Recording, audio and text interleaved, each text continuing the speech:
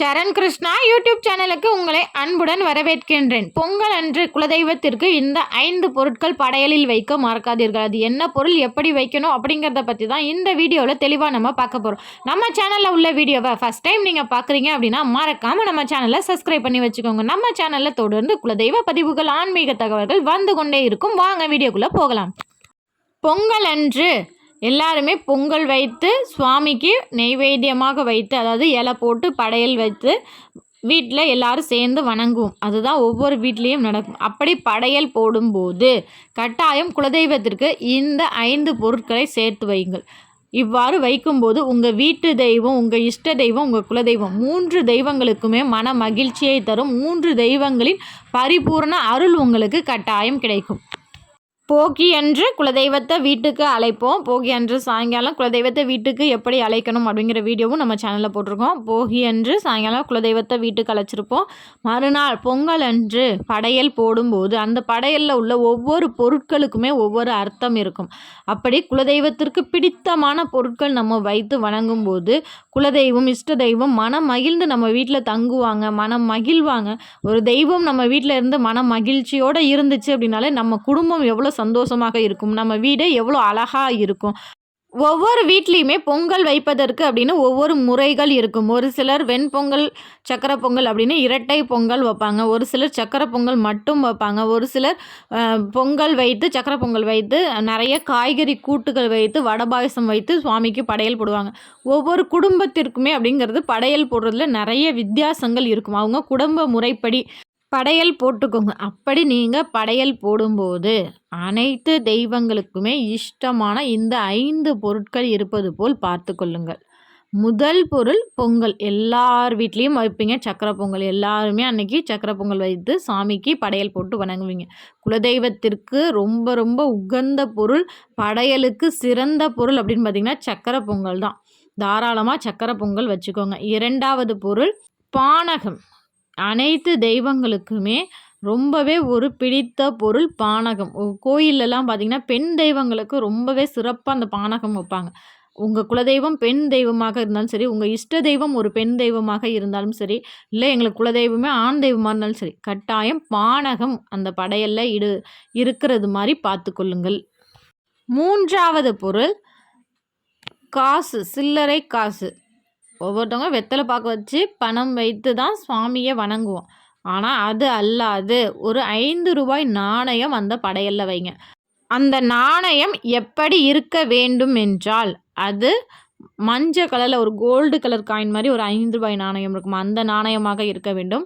அதனோட வருஷம், ஒவ்வொரு வருஷமும் அந்த நாணயத்துக்கு கீழே பொறிக்கப்பட்டிருக்கும். அந்த வருஷத்தில் 3 எண்கள் ஒரே மாதிரி இருக்க வேண்டும். 1999, 2000 அப்படின்னு சொல்லி அந்த 3 எண்கள் மட்டும் ஒரே மாதிரி இருக்க வேண்டும். அந்த மாதிரி நாணயமாக பார்த்து உங்கள் குலதெய்வத்திற்கு அந்த படையலில் வெத்தலைப்பாக்கு மேலே அந்த நாணயத்தை வைத்து விடுங்கள். வைத்து தீப தூப ஆராதனை காமிச்ச பிறகு அன்றைக்கி ஃபுல்லாக அந்த நாணயம் அப்படியே இருக்கட்டும். மறுநாள் அல்லது அன்று இரவே, பொங்கல் அன்னைக்கு இரவே அந்த நாணயத்தை எடுத்து பத்திரமாக உங்கள் தொழில் செய்கிற இடத்துலையாவது சரி, இல்லை நீங்கள் பணப்புழக்கம் வைக்கிற இடத்துலையும் சரி, இல்லை பெண்கள் மளிகை பொருட்கள் வைத்து எடுக்கிற இடமானு சரி, உங்கள் வீட்டில் எது அதிகம் பெருக வேண்டும் அப்படின்னு நினச்சி நீங்கள் மனசார நினைக்கிறீங்களோ அந்த இடத்துல இந்த 5 ரூபாய் நாணயத்தை மறைத்து வைத்து விடுங்கள். இப்போ பணப்பெட்டி அப்படின்னா அதில் அடியில் வச்சுருங்க, கல்லாப்பெட்டியில் அடியில் வச்சுருங்க, இல்லை மளிகை ஜாமான் பொருட்கள்னால் அரிசியில் அடியில் போட்டுருங்க, யாருக்கும் தெரியக்கூடாது. இது மாதிரி மறைத்து வைத்து பாருங்கள்.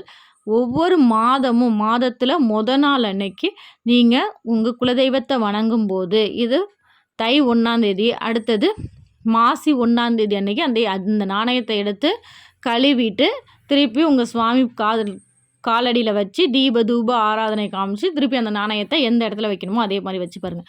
இது போல் தொடர்ந்து செய்யும்போது உங்களுக்கு எந்த பொருள் அதிகமாகும்னு நினைக்கிறீங்களோ அது அதிகமாக இருக்கும். இப்போ உங்கள் வீட்டில் மளிகை பொருட்களுக்கு தட்டுப்பாடே வரக்கூடாதுன்னு நினச்சி நீங்கள் மளிகை பொருள் போட்டிங்கன்னா அது தட்டுப்பாடே வராது.